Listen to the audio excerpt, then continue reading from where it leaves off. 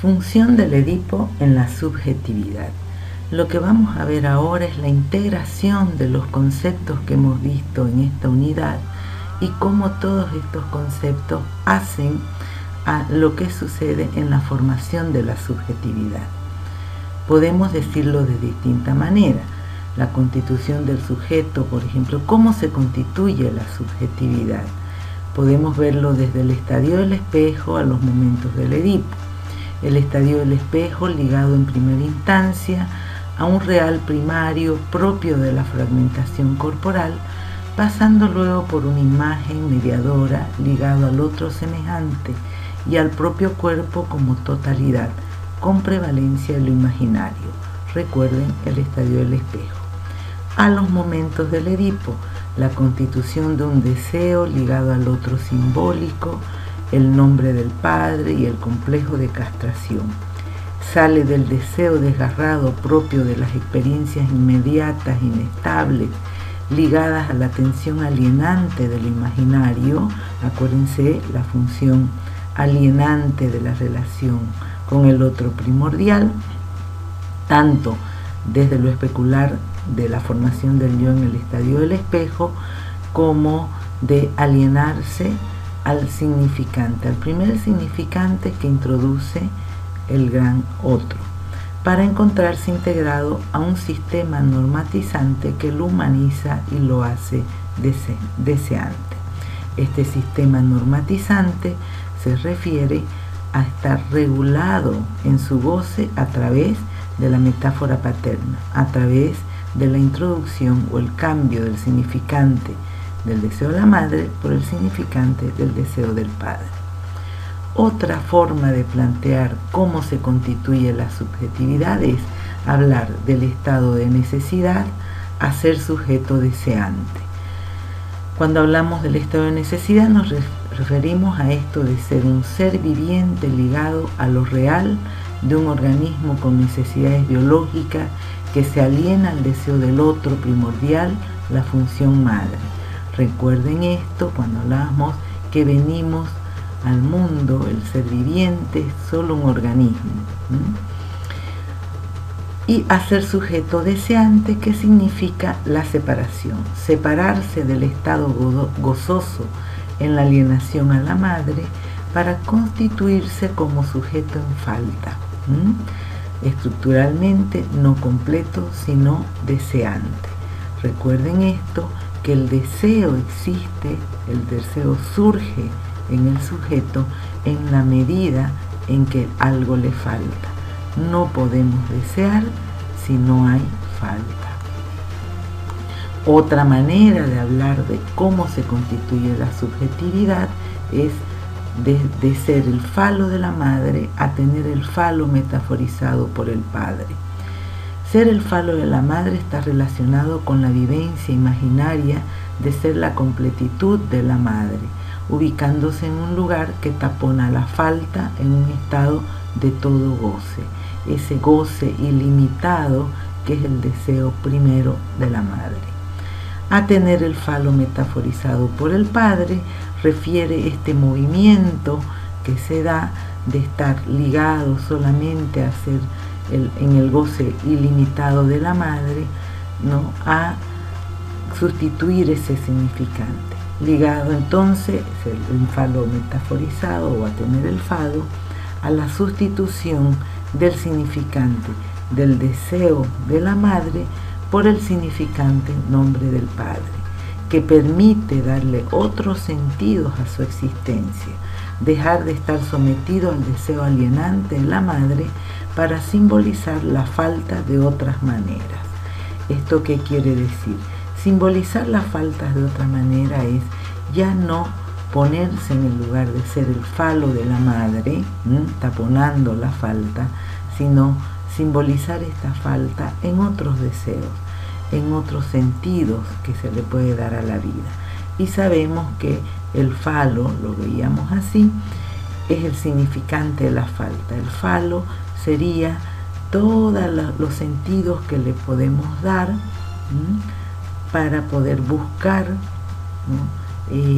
lograr eso que nos falta. Y esto es lo que nos mueve, porque nunca podrá ser totalmente taponada la falta, a no ser en el síntoma, a no ser en el malestar, en aquello en que nos ponemos o nos empeñamos a querer ser completos y sin embargo sabemos que no es así. Bien, vamos a ver entonces todos estos conceptos que hemos visto en esta unidad unidos en los momentos lógicos del Edipo. Vamos al primer momento. El registro de este cuerpo fragmentado es lo que se denomina el registro real, el registro psíquico real de un cuerpo fragmentado que luego se va estructurando especularmente en el estadio del espejo. Acuérdense que el estadio del espejo es una relación especular, yo y el otro, ¿no? Lo mismo, es lo mismo el yo y el otro, porque es el otro el que me da mi imagen, y esa imagen soy yo, me identifico con esa imagen. Imagen ideal que le ofrece la madre, el niño está capturado por la imagen que le refleja ese otro. Y cómo se va alienando a este otro primordial, ¿no? Y ahí es cuando hablamos de este primer momento en la relación con la madre, que es donde vemos la función del deseo que tiene la madre. Este otro absoluto vivido así por el hijo, por eso la A todavía sin tachar, ¿no? Donde se juega esto de ser o no ser el objeto de deseo de la madre, ser el falo de la madre que la completa, ¿no? Y por lo tanto la ley que regula esta relación de este primer momento es la ley materna del todo goce, sometido este hijo al deseo sin límite de la madre. Quedarse en este lugar, no moverse de este lugar, es quedar sometido, alienado en el deseo de la madre. Por eso vamos al segundo momento, que lo planteábamos con cómo ir saliendo de este primer momento, vivido además desde un registro imaginario, ¿verdad? Recordemos el estadio del espejo, ser el falo de la madre, falo imaginario de la madre, ¿no? Y cómo esto se permite a través del movimiento de quien ocupa este lugar, quien tiene función de madre, que es viabilizar el deseo. Y para viabilizar el deseo tiene que ubicarse y ponerse en la posición de ser sujeto deseante. Una madre que no es sujeto deseante, una madre que tiene taponado su deseo en el hijo como si fuese su falo imaginario que la completa, no permite que el hijo se mueva de este lugar. Por lo tanto, es necesario que ella desee otras cosas que no sean el hijo. Y acá podemos también plantear el deseo en el sentido de no ser solo madre, sino también ser mujer, ¿no? El deseo como mujer hacia ese otro que podríamos decir puede ser el padre, ¿verdad? Desear a otro que no es el hijo y de otra manera, no como madre. Entonces esto lo vive el hijo, decíamos, ¿no? Como una falta, es decir, ¿qué pasa con mi madre? Podríamos pensar, ¿no? Que desea otra cosa que no sea yo. ¿Qué le falta? Empieza a introducirse la falta. Empieza entonces ya a ver a este otro materno, este otro primordial, como un otro barrado en falta, como un otro que no está completo, que no es absoluto. Pero no solamente el movimiento, decíamos, de la madre es lo que implica la posibilidad del movimiento del hijo en este segundo momento, sino también la inclusión ya del padre. Un padre que colabora en esta separación del hijo con la madre, introduciendo un límite, un borde entre la madre y el niño a través de la introducción de la ley, de la regulación de esta relación gozosa, ¿no? Regularla quiere decir plantear el no todo goce, plantear el límite a estar en un estado gozoso, ¿no? Sin poder salir de esta relación. Por lo tanto, esta intervención anula la acción fuera de ley del deseo de la madre. Esto es lo que permite las funciones madre, viabilizar el deseo, la función padre, de regular este goce, ¿no? Poniéndole un límite a este goce, permite que este hijo se mueva, y él también se pueda separar de esta relación y no solamente ser el otro barrado, sino él también como sujeto barrado, como sujeto que se enfrenta a una falta, a no ser la completud del otro. Se enfrenta entonces con una nueva posición de ser, que es ser un ser en falta. Eso es lo que tiene que enfrentar en este segundo momento. Este enfrentamiento no es sin algún tipo de sufrimiento, no es sin algún tipo de angustia. Por eso es que Freud acá hablaba de la angustia de castración. La angustia, él lo refería al pene, ¿verdad? Cuando hablaba al órgano viril, al temor a perder lo más valioso de sí. Pero Lacan plantea que esto va mucho más allá del falo igual pene. El falo puede estar significando no solamente la falta a través de tener o no tener el pene, sino el falo puede estar significando incluso la posición de ser o no ser. Si dejo de ser el falo de mi madre, ¿qué soy entonces? ¿Qué quieren de mí? ¿Qué me quieren? Es la pregunta que podemos suponer acá en el niño, y que tiene que ver incluso con estos momentos que planteábamos ya cuando hablábamos de la separación, donde el niño hace muchas preguntas a los adultos, al otro, ¿verdad? ¿Qué quieren? ¿Qué es? ¿Qué soy? ¿Verdad? Si no soy el falo de mi madre. Y esta pregunta la lanza lógicamente, ¿no?, hacia poder ver qué desean los otros de mí, ¿no? ¿Qué desea mi madre? ¿Qué desea mi padre? Y lo que hace este hijo es interpretar el deseo de los padres hacia él. Esto es lo que se denomina en psicoanálisis lacaniano el fantasma. Construye su propia interpretación del deseo a partir del deseo de los padres. Entonces, veámoslo en conjunto para ver el tercer momento. Decíamos, entonces está el estadio del espejo, esa relación especular, donde se forma el yo, ¿no?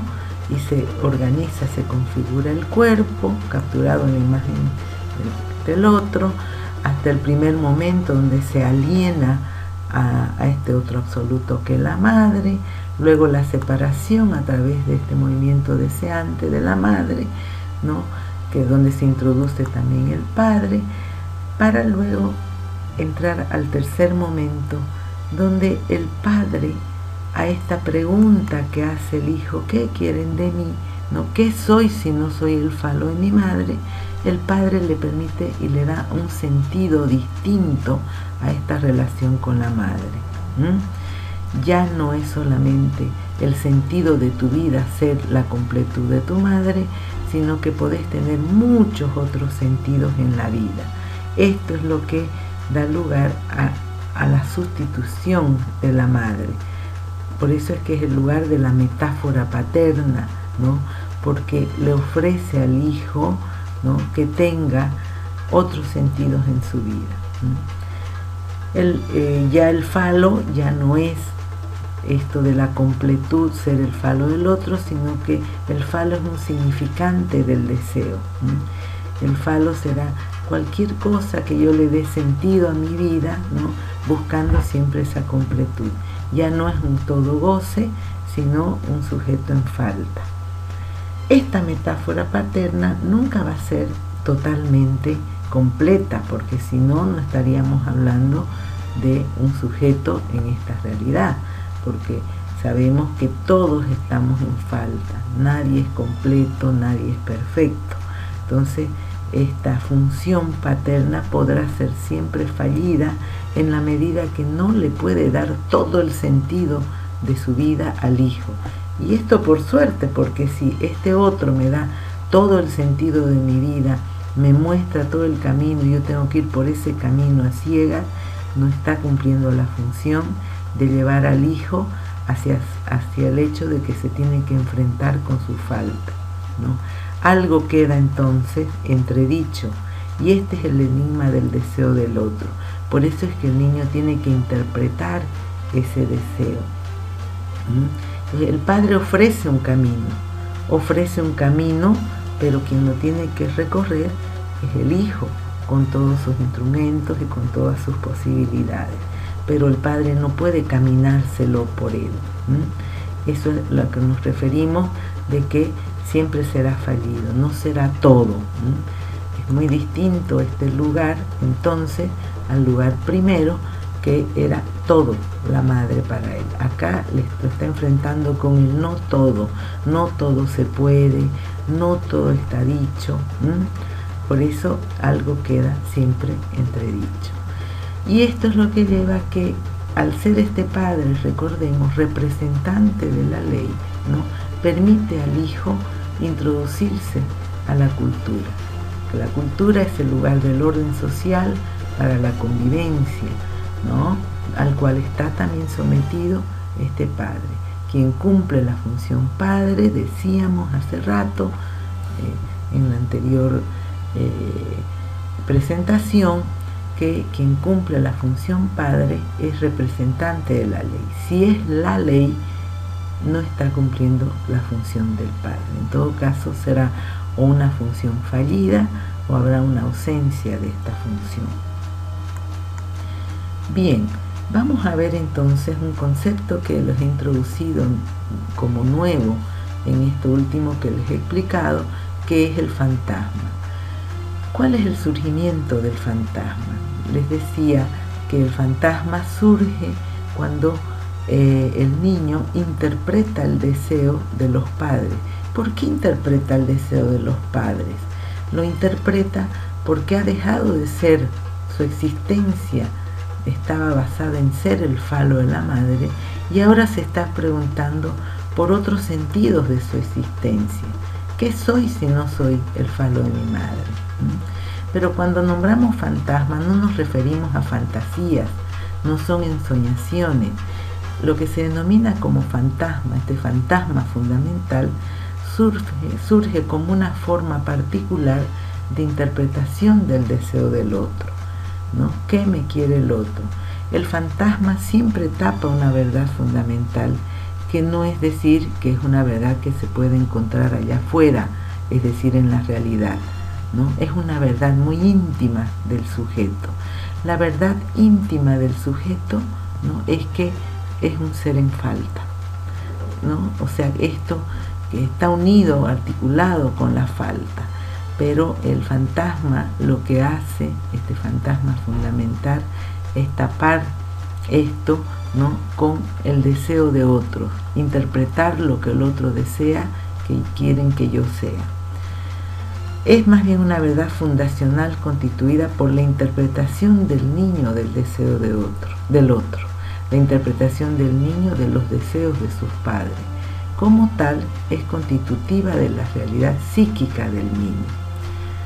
Entonces, la interpretación del deseo del otro, esta interpretación que hace el niño, es lo que le da una posición subjetiva ante los demás. ¿Cómo les explico esto? Cuando el niño se pregunta, ¿qué soy si no soy el falo de mi madre? ¿En qué baso ahora mi existencia? Si mi vivir, mi existencia era ser la completud de mi madre, ahora ¿qué sentido voy a tener en mi vida? Y ese sentido lo construye a partir de ver el deseo de los demás, ¿no? Pero ese deseo de los demás, ¿no?, es interpretado por el niño. Por ejemplo, supongamos que este niño se pone en la posición subjetiva de ser un sujeto abandonado. A mí mis padres no me quisieron, me dejaron. Y sucede que esta posición subjetiva, lo que ha hecho este niño es interpretar ciertos movimientos, ciertos dichos, ciertas posiciones de los padres, y a partir de esas posiciones que él ve en los padres en relación a él, hace una interpretación. Supongamos que este niño dice: soy abandonado porque mi madre siempre se fue a trabajar y muy poco se fijaba en mí. Esto no quiere decir que sea realmente lo que la madre deseaba, es la interpretación que hace el niño de lo que la madre desea. Pensando él en que la madre se iba a trabajar y no le daba importancia a él, es un lugar donde él se pone, donde él interpreta el hecho de que la madre se iba a trabajar porque deseaba otra cosa más importante que él mismo. Entonces, hay muchas formas de construir nuestro deseo, ¿no? Interpretando el deseo del otro, y eso nos pone en una posición, la posición del ser el centro de mis padres, la posición de mis padres quisieron que yo sea un fracasado, mis padres quisieron que yo sea alguien que logre lo mejor en el mundo. Son interpretaciones que se hacen de lo que se escuchan los padres, de posiciones que tienen los padres, y en la cual el sujeto niño o el sujeto estructuralmente no interpreta. El fantasma fundamental funciona como un axioma para el sujeto en su manera de ver el mundo que lo rodea. Desde ese lugar, desde esa posición subjetiva en que nos ponemos interpretando el deseo del otro, desde ahí vemos el mundo. Él ve el mundo a través de la lente de este fantasma fundamental. En la clínica psicoanalítica, para ir adelantándoles algo, precisamente es este uno de los primeros aspectos que se trabaja. Para que entiendan más sobre esto del fantasma, el sujeto puede venir diciendo: yo soy así porque mi madre siempre me pedía que yo sea quien la cuidara, por lo tanto nunca pude dejar de vivir mi vida porque tenía que cuidar a mi madre, ¿no? Me pedía que yo la cuidaba. Si uno va deshilando eso, ¿no?, finamente se va dando cuenta que es una interpretación que hizo este hijo y una elección que hizo de quedarse cuidando a su madre, ¿no? Entonces, interpretando que el deseo de este otro materno era que él se quede en ese lugar, supongamos, ¿no? Entonces, el atravesamiento del fantasma requiere un cambio, ¿no?, de interpretación, un cambio de las premisas que sostienen o subyacen a la manera en que uno ve o actúa o deja de actuar en el mundo. Se requiere un cambio en la interpretación que uno hizo del niño del deseo del otro, ¿no? Por ejemplo, otra forma de ver esto en la intervención clínica es cuando el sujeto dice: todo mundo piensa que yo debo ser el que ayuda a todos, ¿no? Todo mundo piensa que yo soy un fracasado. Y uno va deshilando otra vez esto y puede ir viendo que ese todo mundo, no es todo mundo en realidad. Entonces se va precisando quiénes dicen eso, ¿no? Y por ejemplo puede decir: mi hermano, mi madre, mi tío me condicionaba eso, mi padre, ¿no? ¿Cómo te condicionaba eso? Y entonces vamos viendo que de dichos, de posturas, ¿no?, este sujeto ha ido interpretando que él debería estar en ese lugar, ¿no? A eso se refiere que se va cayendo este fantasma, atravesando este fantasma, en la medida que nos vamos dando cuenta de que es una interpretación que se ha hecho, ¿no?, de lo que el otro nos parece que desea hacia nosotros mismos.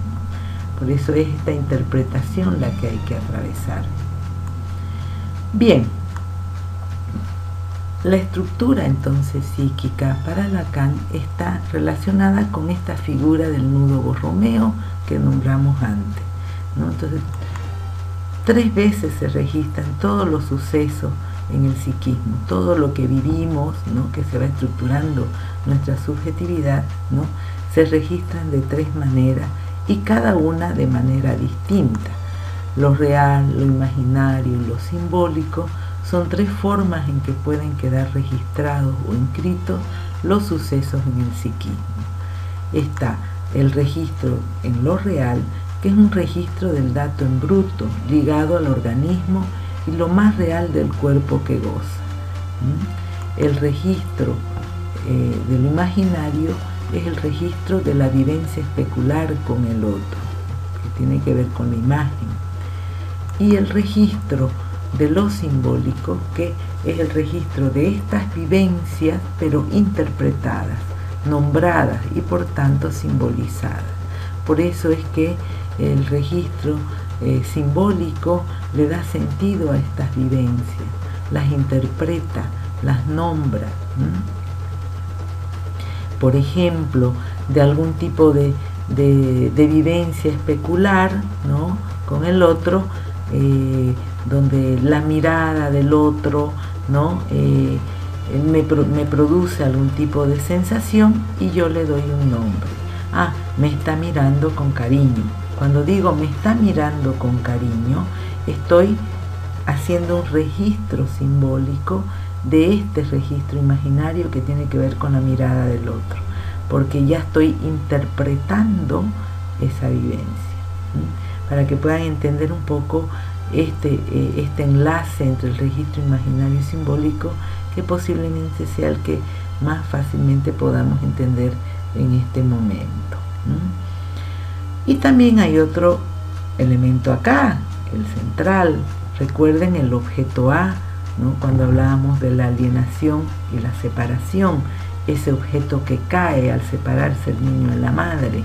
El objeto A está representado en este espacio denominado como vacío, ¿no?, en el registro psíquico, en esta estructura borromeica del nudo borromeo, que será la causa, el motor del deseo. ¿Por qué? Porque es el que permite ver la falta estructural, ¿no? Eso que es el objeto perdido de entrada, eso que siempre nos faltó, pero que al principio lo taponamos con el deseo alienante de la madre, ¿no? Y eso que es lo que siempre nos falta, es lo que nos permite desear, ¿no? Por eso es que es causa de deseo, por eso es que es el motor del deseo, lo que nos mueve a desear, lo que está perdido de entrada. Muy bien, con esto hemos terminado esta parte, para que luego pasemos a relacionarlo todo esto con las estructuras clínicas. Hasta acá los conceptos centrales. Gracias y hasta la próxima clase.